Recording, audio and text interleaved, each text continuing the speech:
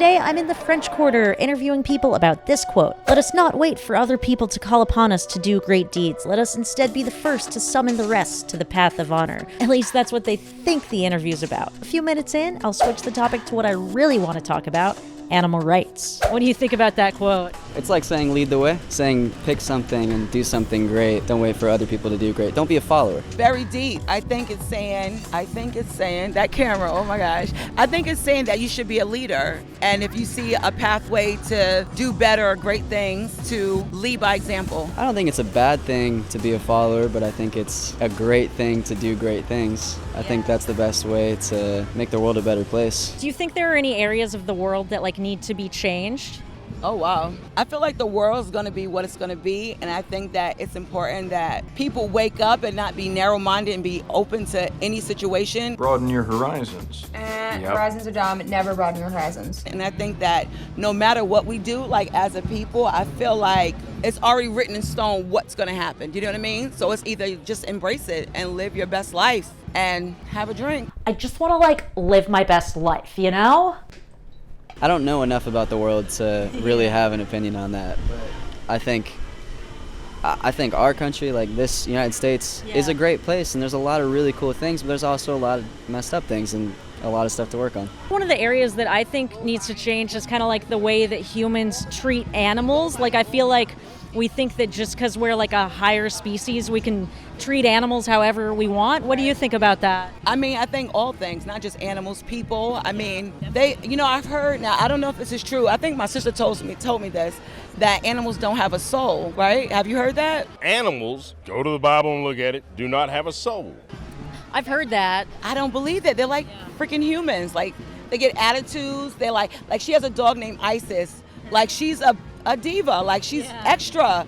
I wonder a lot what sentience is and what consciousness is, and what I think people should treat animals with a lot more respect than they do. I think animals get a short end of a lot of sticks because people think they don't know what's going on. I think they know a lot more what's going on than we think they do. My dog's a total diva as well, and he'll get mad at stuff as well. What if he was bisexual? Can dogs be He has quite a relationship with my sister's dog, I'll tell you that. Is it a boy or a girl? He's a boy, so yeah, he's definitely at least bisexual. I would like to say I think that dogs, some of them are bisexual. Like my sister's dog also. Now I don't know about Isis. I think she's a virgin. Part of the reason that we treat animals so terribly is because they can't fight back, but I do see a lot more people kind of changing their mind on this. But what do you think about we have dogs and cats. What about pigs and chickens and cows and farm animals and the way that they're treated? Do you think that is the same or different? I think there's way less distinction between a dog and a pig than most people think. Yeah. I feel like a chicken might not be the smartest creature in the world, but it still is alive. It still experiences things, and it should be treated as such. I hate watching documentaries about the chickens in the cages, the horrible farming shit, because it's just it makes me feel bad. It just makes me feel horrible. I went to this place called the Lazy Five Ranch, and it was animals, farm animals, and I eat meat, I'm not gonna lie, but when I went there, I realized the pigs had kids, and the cows had what are little baby cows? Yeah, calves. The little cat, right, and after I got out of there, I became a vegan. You're vegan? No, I was.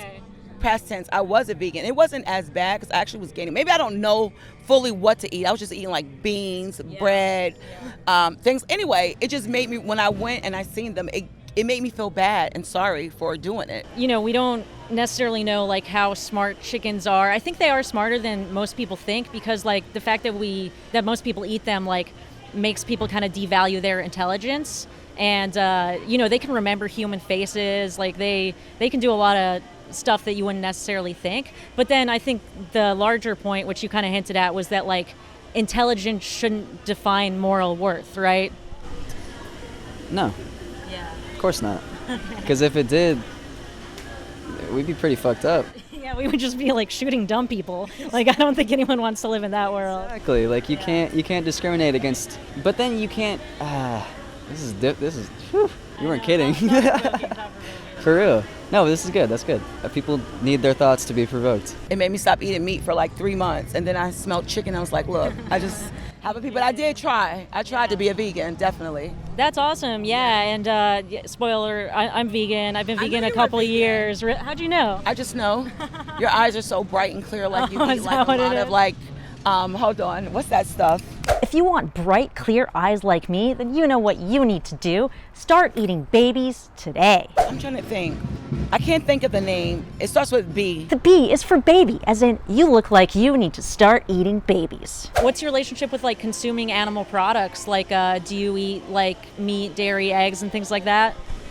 I do. I couldn't be a vegetarian just because I'm trying to gain weight, and I don't think I can gain weight off of beans and rice. I'm sure I could, but I don't think I would be very happy doing that. And I think there's something to be said for the natural order of things eating other things. I don't think it's super lovely or cute or comfortable, but I think it's the way things have been since way before humans came around. It wasn't bad being vegan. It's just I didn't know. It was so new that I was just eating everything I seen other people eat, and that did not work for me. So you weren't like sure how to do it? Right, or what would help my body, you know what I mean? Like, it's like I was just getting bigger, and I'm like, well, I'm not eating me. I figured I would lose weight, but I was like puffing up off of lentils. Do you think the longevity of an action, like there have been times through human history where we had to do it. Do you think that we still have to do it? From what I've heard about, like, you know that shit where scientists are like starting to be able to grow meat from like not even stem cells. Like, I don't even know what they grow it from, but it's they grow a steak or an organ or whatever.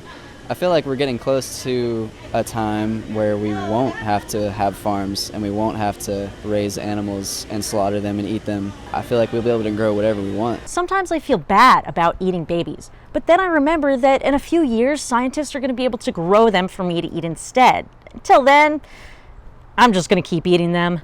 Is it something you would like want to go back to since you like do love and respect animals so much? Would it be more like in line with your values? I mean, I'm open to anything. I mean, if I can find a way to not eat it. And another thing, it was actually much cheaper to do that. So, I mean, I'm open to it, but it has to be some really good shit. And the cool thing is there's also like plant-based meat already, like Impossible meat, Beyond Meat, like that stuff has a lot of protein. So when we're talking about nutrition, like you don't just have to eat beans and rice, you know, there's like plenty of other plant-based sources of protein, like protein shakes and stuff. Have you ever seen like vegan bodybuilders? Yeah, I've seen a few and they're shredded as hell. They have like 1% body fat because all they eat is like really, really clean plants and vegetables. Let's talk about taste. Like, what do you think is more important? Like taste pleasure you get from eating animals or like the animals' lives, which has higher value? That's a good question. It depends on who you ask. What about you? In 2022, it's about survival. I mean, to be honest with you, if I had an option, and there was a source of like, again, I told you, I did not hate being vegan. It's just, so I guess I got lazy maybe. I just love a chicken Caesar salad, you know? Yeah. So this is what I want to touch on the most, which is taste. So I used to be like, okay, I can never give up animal products because like I love the taste, you know, like I love chicken wings, like things like that. But taste is a sense, right? Like sight or sound or smell. Do you think sensory pleasure can justify violence toward animals, kind of like you were talking about earlier, how they like feel and things like that? Are you a vegan? Yeah. No, I don't. I don't think anything can justify violence towards any living thing. Yeah. The problem is, not the problem. We have so many people. Yeah. There's so many people, and they all need food. Can you tell everyone to like and subscribe? Like and subscribe and come to New Orleans. Hell yeah, best city in the world. We have 8 billion people, right? And kind of the way we're farming right now is we raise and kill 80 billion land animals every year for food. So we have to feed all of them and then eat the animals. So if we just ate plants directly, we could feed way more people. It's estimated we could end world hunger with just the plants that we grow to feed to livestock in the US alone. So we would actually be able to have a lot more food if people stopped eating animals, because the animals eat way more plants than if you just ate them directly. Does that make sense? Oh yeah, and cows produce like every billions of tons of methane and greenhouse gas, whatever. Like the whole thing just isn't very friendly to the planet. You ever notice, like, and I've said this to my sister, the biggest animals are vegetarians. Yeah. An elephant. Like hippos. Right, they're vegetarians. So I'm like, I don't know.